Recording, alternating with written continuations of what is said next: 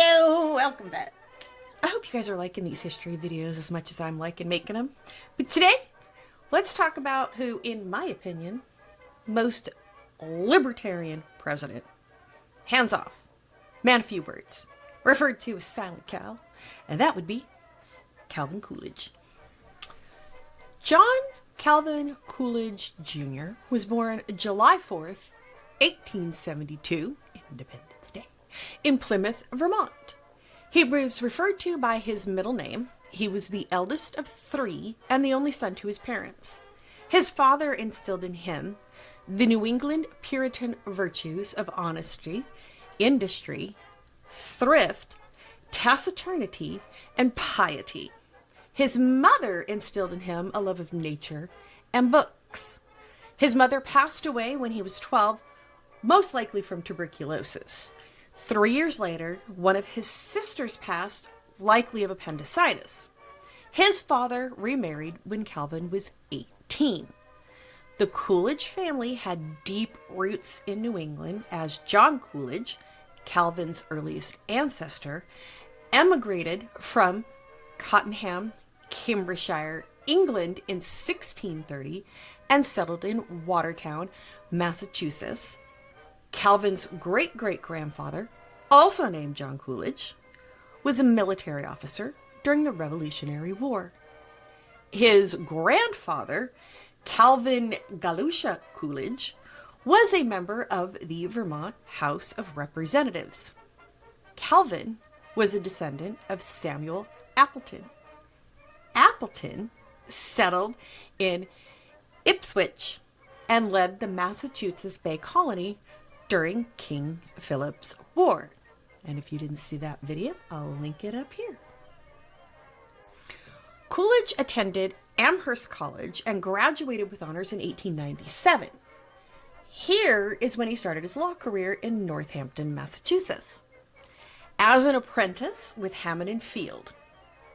After passing the bar, Coolidge became a country lawyer in the county seat of Hampshire County. He would soon open his own law office in Northampton in 1898, where his hard work, diligence, and honesty brought him more business from local banks and other businesses. Good for him. Industry. Coolidge was elected to the City Council of Northampton in 1898. By 1899, he was selected as the city solicitor by the City Council. In 1900, he was elected for a one-year term and was re-elected in 1901. By 1902, the City Council had selected a Democrat for the city solicitor position, and Coolidge returned to his private law practice. This would last until the death of the Clerk of Court, when Coolidge was chosen to replace him.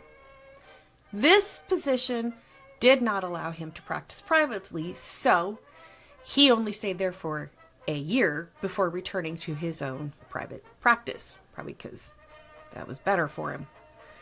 Coolidge married Grace Goodhue in 1905, and together they had 2 sons.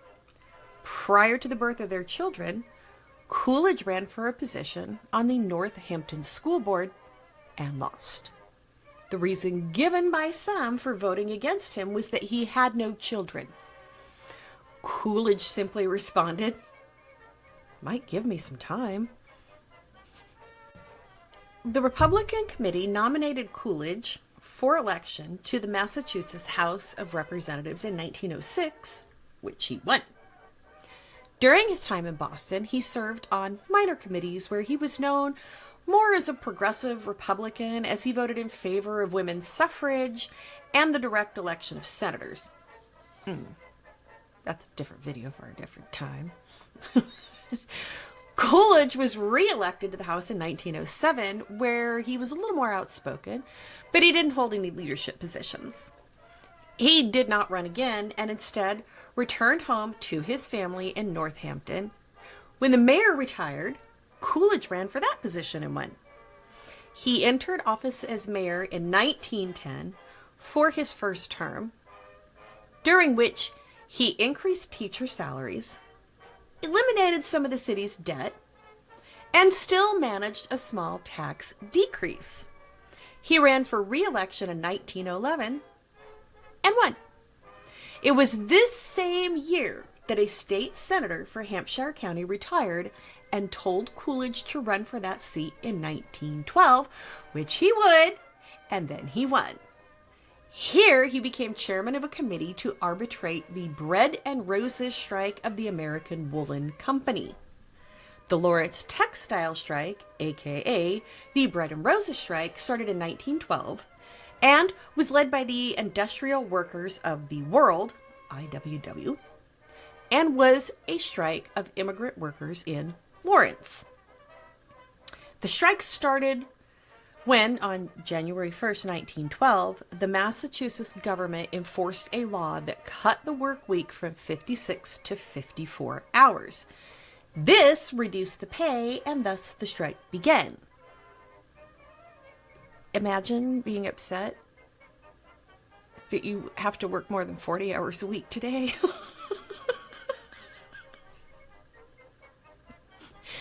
The demand was a 15% increase in pay, double pay for overtime, and no punishment or bias for striking workers. Eventually, once congressional hearings exposed the conditions in the Lawrence mills, mill owners decided that they should settle. And they gave workers throughout New England raises of up to 20%. This also ended up leading to the collapse of the IWW. It was also in 1912 that major issues started to have an effect on the Massachusetts Republican Party. There became a party split. The progressive wing favored Theodore Roosevelt, and the conservative wing favored William Howard Taft. It was known that Coolidge did favor some progressive measures. He still refused to leave the Republican Party. In 1913, the newly created Progressive Party ran no candidate for the state Senate, and Coolidge ended up winning a third term. During his 1913 session, Coolidge helped pass the Western Trolley Act, connecting Northampton to a dozen other industrial communities in the western half of the state. Coolidge had intended to retire after his second term, but the president of the Senate, Levi Greenwood, considered running for lieutenant governor position, and this led Coolidge to decide to run for a third term in the hopes that he would be elected presiding officer. As it would turn out, or as my mythology teacher used to say, as fate would have it and as always does, Greenwood opted not to run for lieutenant governor and instead run for re-election in the Senate, but he lost his bid due to his stance on women's suffrage. Coolidge won his bid for a third term, and he ended up becoming president of the Senate. He would go on to win a fourth term and be unanimously re-elected to be president of the Senate. Different time. Coolidge was persuaded to run for lieutenant governor by fellow Amherst graduates who started to publicly campaign on behalf of Coolidge prior to him even announcing his candidacy near the end of 1915. He would go on to be elected lieutenant governor in 1915, not 1950. He would serve until 1918. He was elected governor in 1918, and he would gain national attention in 1919 after he called on the state guard to quell violence and disorder due to the strike by the Boston police, who formed a union to get better pay and working conditions. Labor leaders asked Coolidge to support their demands to reinstate officers who had been fired for striking. Coolidge refused, saying, "There is no right to strike against the public safety of anybody, anywhere, anytime." That statement came at a time when many Americans viewed organized labor as too radical, and it would catapult Coolidge to the Republican Party's ticket in the 1920s as the running mate to Warren G. Harding. Before we get to the VP nod, it's worth mentioning some things that Coolidge did as governor of Massachusetts. He was inaugurated on January 2nd, 1919. The First World War had ended. Coolidge pushed the legislature to give a $100 bonus, which would be roughly $1,824.65 today, to Massachusetts veterans. During that time, he also signed a bill to reduce the work week for women and children from 54 to 48, stating, "We must humanize the industry or the system will break down." He then signed a law for a budget that would keep tax rate the same while simultaneously cutting $4 million from expenditures, which allowed the state to get rid of some of its debt. However, all of that said, it wasn't all sunshine. He had veto power as governor, and he used his pen wisely for that. The most publicized veto he signed prevented an increase in legislators' pay by 50%, which I'm pretty sure was most appreciated by taxpayers. He was opposed to prohibition personally, but he did veto a bill in May of 1920 that would have allowed the sale of beer and wine with an alcohol content of 2.75% or less, which would have violated the 18th Amendment of the Constitution. His message about this veto: opinions and instructions do not outmatch the Constitution. Against it, they are void. He wasn't wrong. During the 1920 Republican National Convention, delegates were selected by state party caucuses and not primaries. Here, there were many local favorites, of which Coolidge was among them. He placed as high as 6th, but the party bosses, who were powerful running the convention, never considered him seriously. After 10 ballots, the bosses, followed by the delegates, selected Senator Warren G. Harding of Ohio as the nominee for president. Okay, cool. But here's where things get just a little sneaky. As the time came to select a VP nominee, these same bosses made it known that they wanted Senator Irvin Lenroot from Wisconsin. And then they left after putting his name forth, believing that the rank and file would just conform to their decision. Wallace McCamnon, a delegate from Oregon, who had read Coolidge's book, Have Faith in Massachusetts, proposed Coolidge for VP instead. This went on to catch on with others who were kind of looking for an act of independence from the bosses who had left. This meant Coolidge was unexpectedly nominated, probably to the ire of the bosses, but, I don't know. Maybe don't leave early. The Democrat nominee for president was James M. Cox from Ohio, and FDR, then the Assistant Secretary of the Navy, as VP. There were questions about the U.S. joining the League of Nations, and it was a major issue in this campaign as there was the feeling that this was the unfinished legacy of progressivism. Roosevelt, FDR, was a strong supporter of the League. Cox was not. Harding didn't want entry into the League. Rather, he favored more of an association of nations based on the Permanent Court of Arbitration at The Hague. Come October, Cox realized that there was plenty of public opposition to the League and stated that reservations of the treaty might be necessary. Harding basically campaigned from his front porch at his home in Marion, Ohio, while Coolidge took to the road, campaigning in the Upper South, New York, and New England. Election Day, November 20th, 1920, saw the Harding-Coolidge ticket victorious in a landslide where they won more than 60% of the popular vote. The electoral vote by a margin of 404 to 127. Every state outside of the South and Tennessee is what they won. which is the first time Republicans had won a southern state since Reconstruction. March 4th, 1921 was the inauguration day for Harding as the 29th president, along with Coolidge as VP.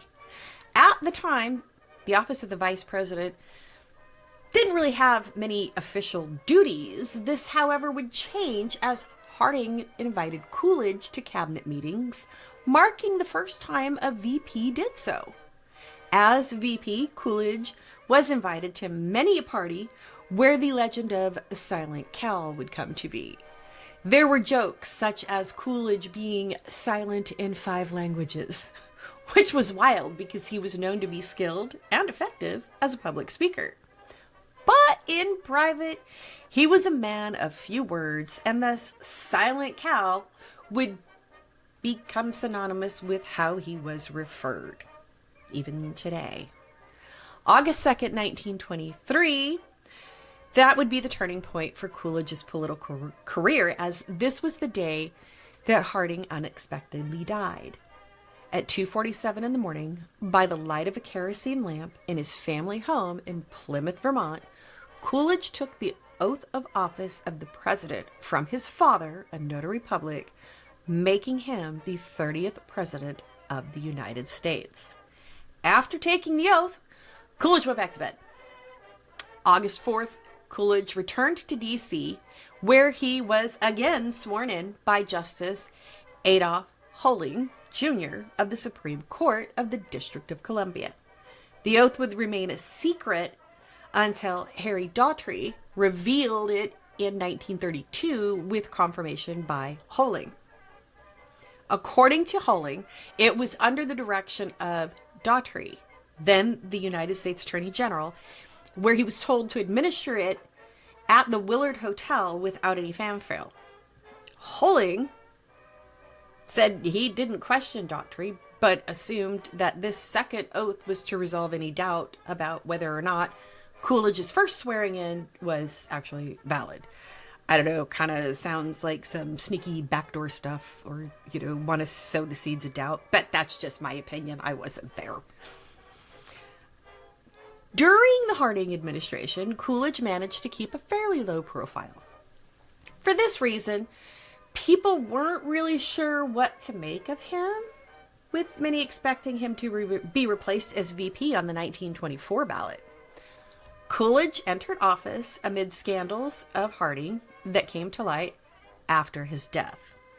The principal scandal being the Teapot Dome scandal, a political corruption scandal involving the Harding administration and centering on Interior Secretary Albert Bacon Fall, who leased Navy petroleum reserves at Teapot Dome in Wyoming, as well as 2 locations in California, to private oil companies at low rates without competitive bidding. Coolidge wanted to believe that the men suspected of the scandal were innocent until proven guilty, and felt that Senate investigations would be adequate. He would prove to be correct, as those involved ended up resigning, because that's what innocent people do.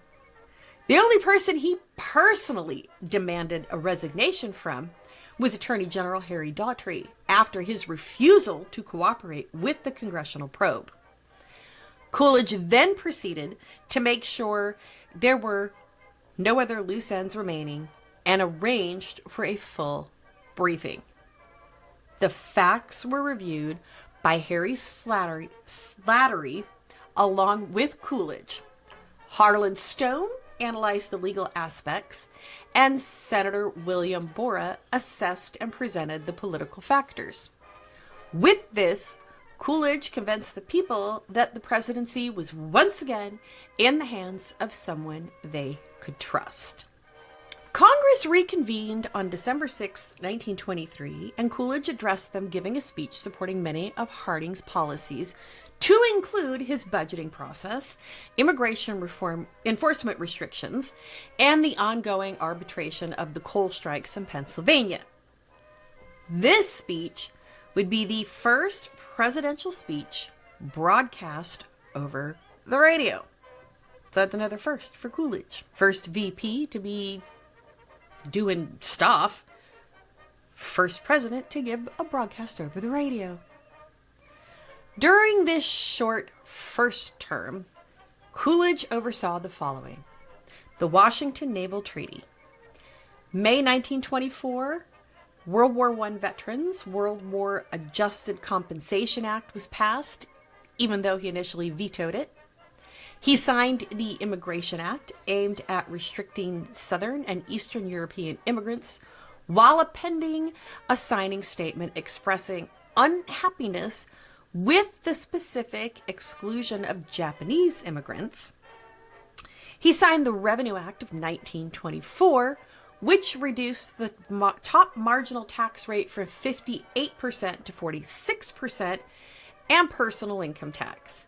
It did increase the estate tax and gave us the gift tax, mostly because the government really can't help themselves when it comes to taxes.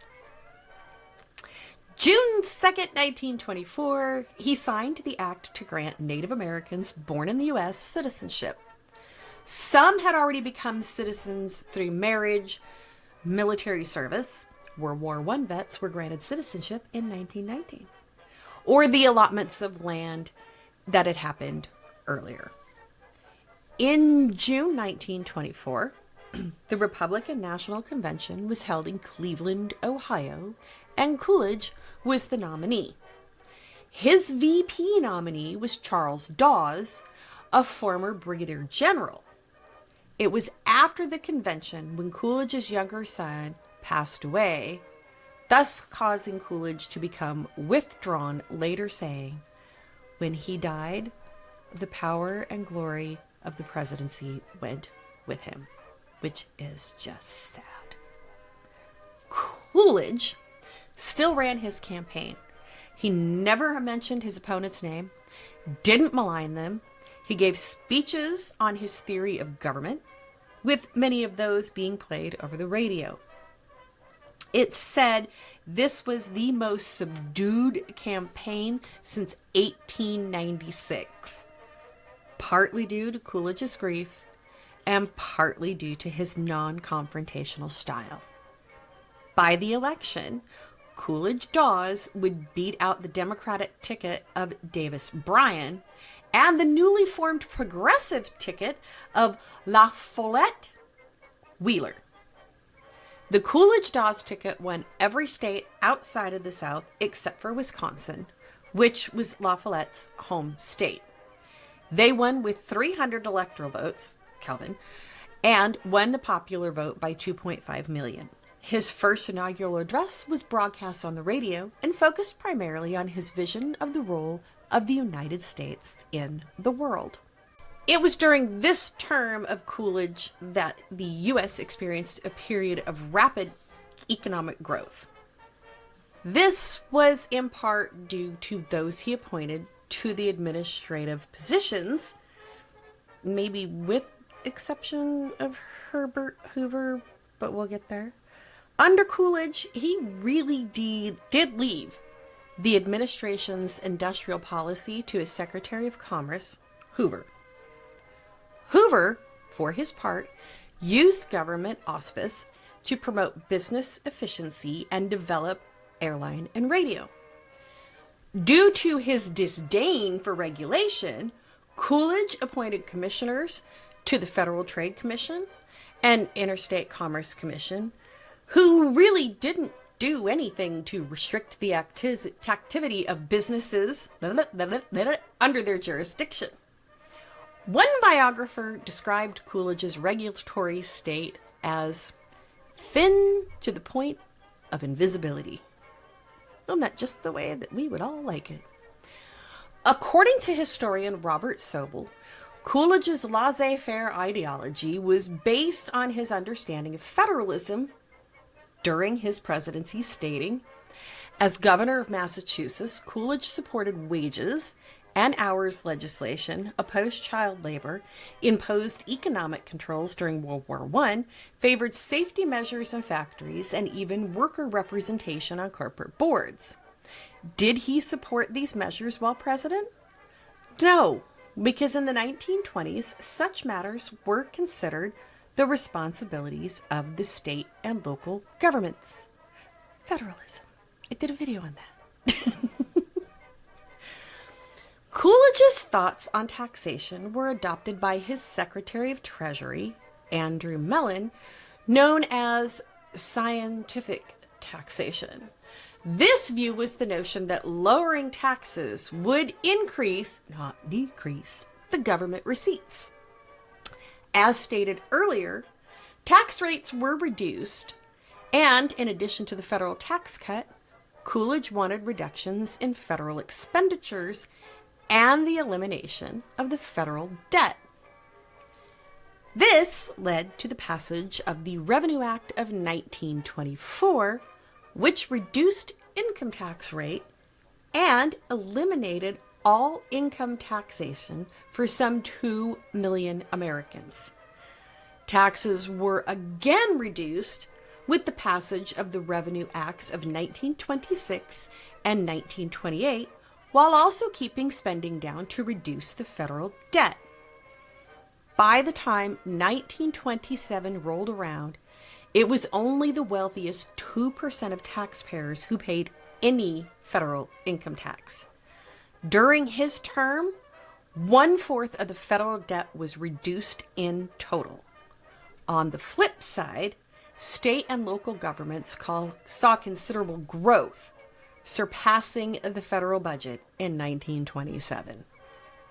In 1929, Coolidge's tax rate reductions cut the tax rate to 24% on those making over $100,000, of which the federal government collected more than $1 billion in income taxes, with 65% being collected from those making over $100,000.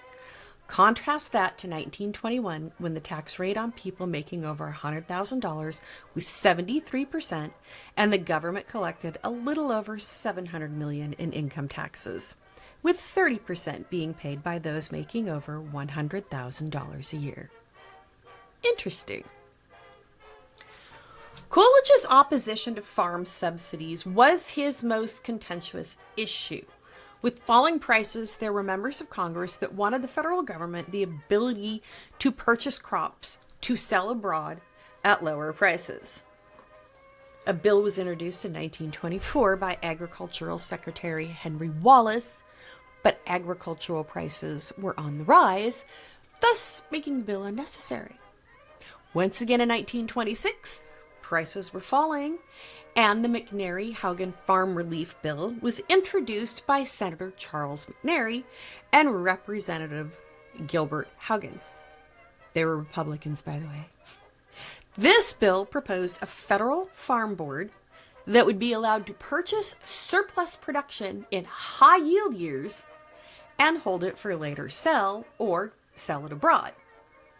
Coolidge did not support this bill, stating that agriculture must stand on independent business basis, adding that government control cannot be divorced from political control. He's not wrong. Coolidge, in turn, favored Hoover's proposal to increase profitability by modernizing agriculture. This bill was defeated when Secretary Mellon wrote a letter denouncing the measure as unsound and likely to cause inflation. Instead, a less intrusive measure was introduced, the Curtis-Crisp Act, which would create a federal board to lend money to farm cooperatives in times of surplus. This also failed.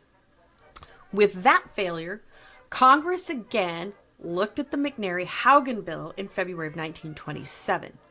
It narrowly passed, and Coolidge vetoed it, stating that he believed the bill would do nothing to help farmers and would only benefit exporters while expanding the federal bureaucracy.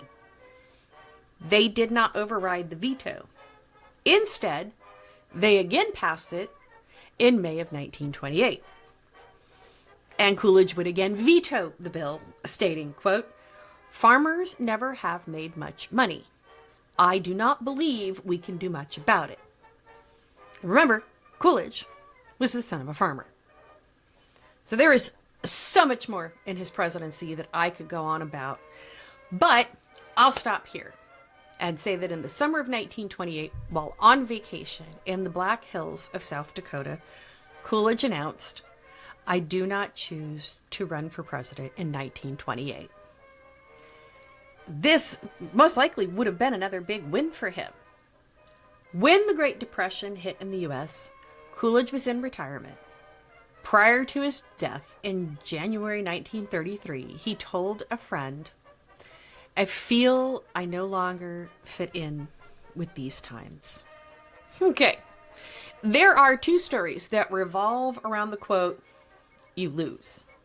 In one, while Coolidge was VP, a person seated next to him at a dinner said, "I made a bet today that I could get you to say more than 2 words."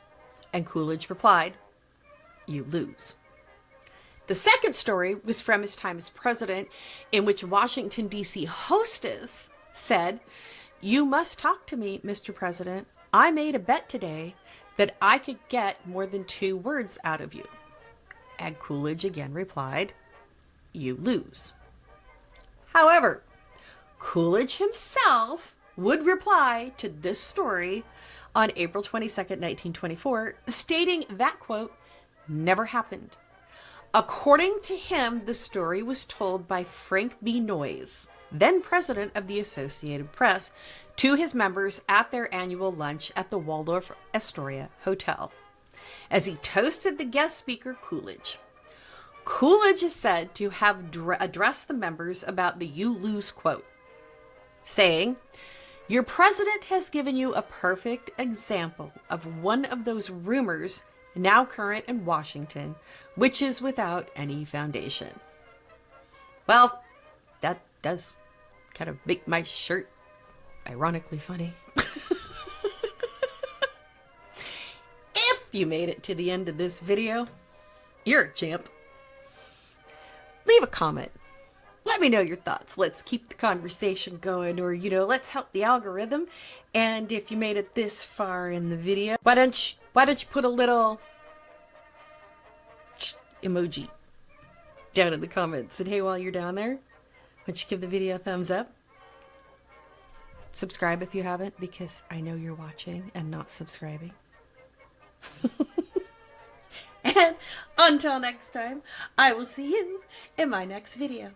Bye. His father instilled in him the New England Puritan virtues of honesty, industry, thrift, tact,